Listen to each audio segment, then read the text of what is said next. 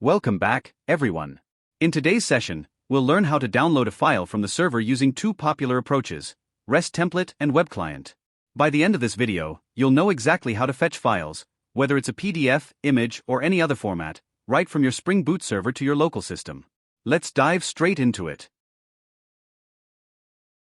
Alright, take a look at the screen. Here, we have the download file API code we created earlier. Today, we're going to take this to the next level and see how to call this API using RestTemplate and WebClient to download files from the server effortlessly.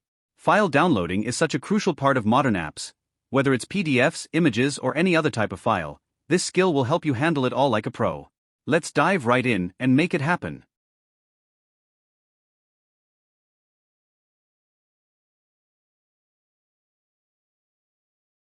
First, let's start by downloading the file using RestTemplate. We already know how RestTemplate works for making requests, so now we'll use it to fetch a file from the server. As you can see on my screen, we've got the RestTemplate code that we already wrote in one of the earlier videos in this tutorial series. And guess what? There's no need to change a thing. This is the beauty of writing clean, reusable code. It's super flexible.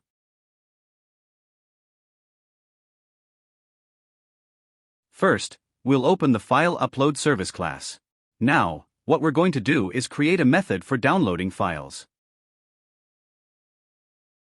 Add a method called downloadFile right here.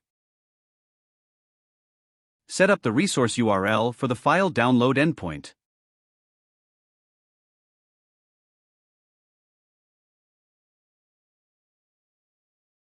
As you can see, I've set the endpoint to download/file/filename, where filename will be passed dynamically as a path variable.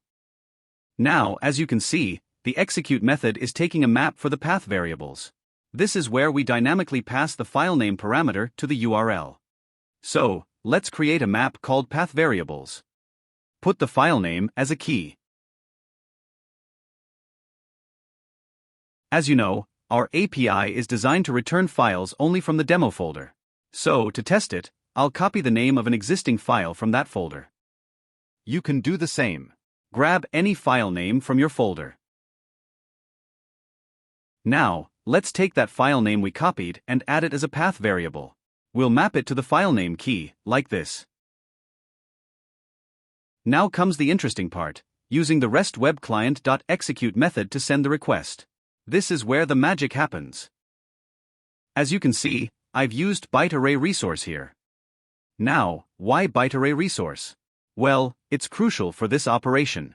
When we're downloading a file, the response will likely come as raw binary data, right? So, instead of handling it as a regular object, byte array resource helps us wrap the binary data into a resource, making it easier to manipulate. Now, we need to actually execute the request to download the file. To do that, we will call the execute method on RestClient. Base URL of the server where the file is hosted. Byte array resource tells the web client that we expect the response body to be a byte array that will save as a file.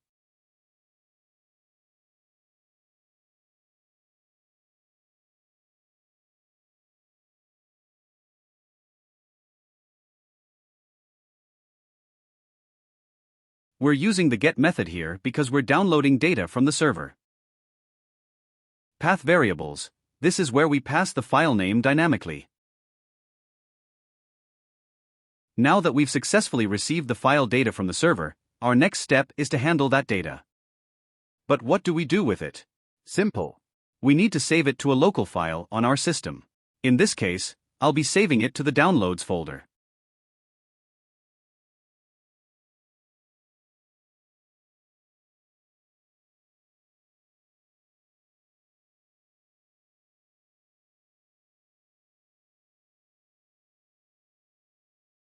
Need an output stream object to write this file on local machine. Create an output stream object. We used byte array resource to get the file's data as bytes. This allows us to work with the data directly as byte arrays. Now we need to write this byte data to our local file. So, here, I'm going to send this byte data to our output stream object. The output stream will write the data into the file on our local system, specifically in the Downloads folder.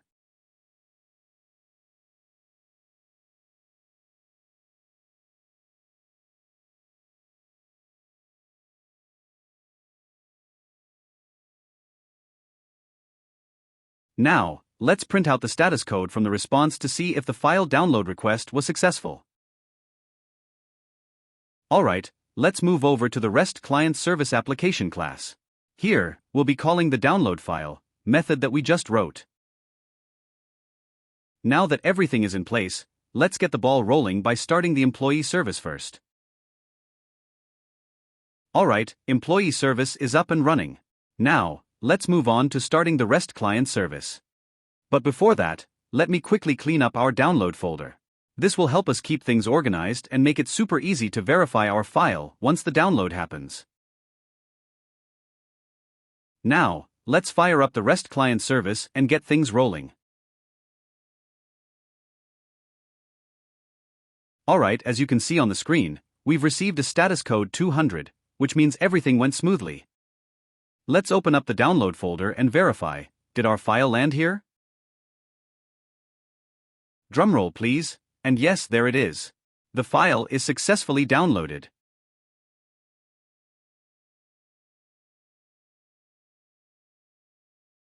Now, we've successfully handled file downloads using REST Client, but let's take it up a notch. We're going to use WebClient for the same task. Let's dive right into it and see how it works. Now, we'll use the exact same code for WebClient that we wrote earlier in this tutorial series. As you can see on my screen, here's the WebClient code.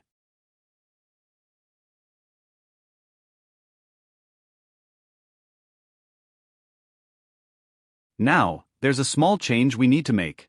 In the download file code, we were sending headers as null. But here, we'll add all to the headers. We need to check whether the headers are null or not first, because if they are, adding all will throw a null pointer exception. Let me show you how to do this. We'll add a simple null check before calling all on the headers, ensuring everything runs smoothly without exceptions.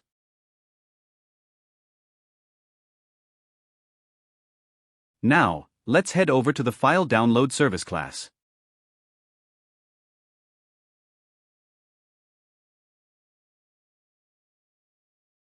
Replace the RestClient.execute method call with WebClient.execute. This will make sure we're using WebClient to handle our file download requests instead of RestClient. Before we run our client, let's make sure to clean up the downloads folder. This will help us easily verify if the new file gets downloaded successfully without any confusion from old files. Now, let's go ahead and run our WebClient code.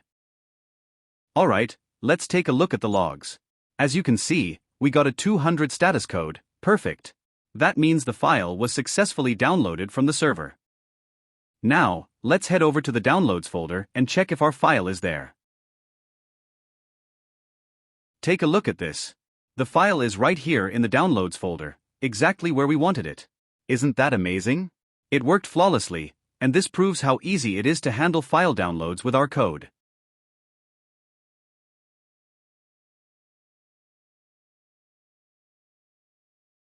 In the previous step, we used byte array resource to download the file. But when it comes to larger files, loading the entire content into memory may not be feasible. To solve this, we'll stream the file directly from the server to the local storage without loading it all into memory at once. Now, let's explore how to handle large file downloads using WebClient by streaming the file data instead of loading it entirely into memory. Alright, we already have our download file method set up. Quickly copy this method and rename it to download file from input stream.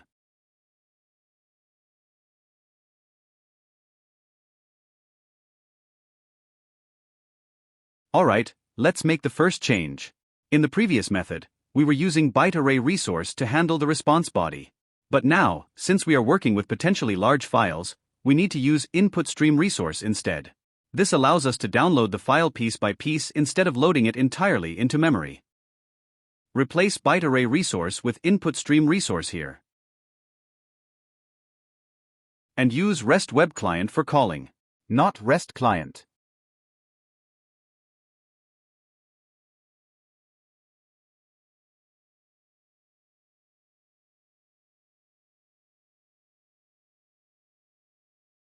Now, let's move forward.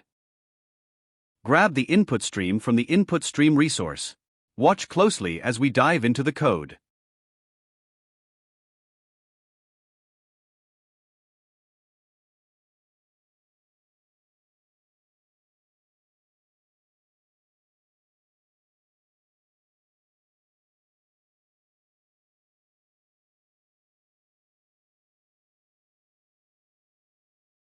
Remove the code inside the try block.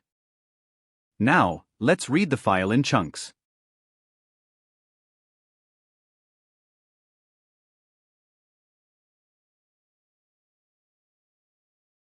I'll read 4 kilobytes from the input stream at a time and then use the output stream to write those bytes into our local file.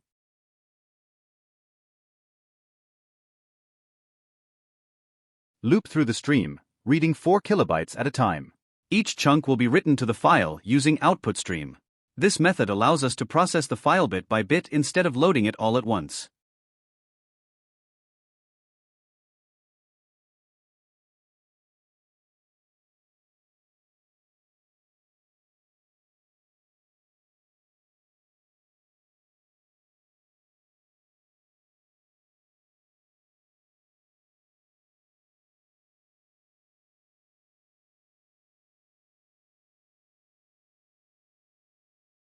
Now that the code is ready, let's move over to the REST client service application class and call the newly created download file from input stream method to make sure everything works seamlessly. Now, before we run the code, let's clean the download folder so we can easily see if the file is being downloaded properly. Clean the folder.